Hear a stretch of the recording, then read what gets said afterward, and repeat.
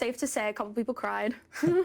Tears of joy, tears of happiness, just like an overwhelming sensation, like feeling of just like accomplishment. Sofia Nielsen spent more time in this art studio than she did in many of her classrooms. She's a nationally renowned artist, but she came up with an idea that is definitely novel and very memorable for her classmates. She decided she was going to paint a portrait of all of them, 110 of them, and keep the whole thing a secret for months. So I was thinking at the dining room table, I was like, I could make like a painting of like the school, but I was like, that doesn't seem like personal enough because the day of graduation is about the graduates. Of course it's about the school, but it's more personal than that because we've all come so far and grown so much. I was like, wait, I could just make everyone's graduation portrait and give it to them. And then when she was done, with all 100 plus of these, taped them onto the bottom of a chair so that when all of her classmates went onto that stage to graduate, they were told, why don't you look underneath your chair and see what's there? They all came up with these portraits, which immediately had an emotional response. I wanted to tell the audience because they didn't really know what was going on because it was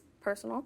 And I was like, I hand painted each of these portraits for the graduates, and then once I said hand painted, people started getting up and everyone started clapping, and then all of my fellow graduates got up and started clapping. I was just so amazed and grateful that people took them home and were so receptive to it.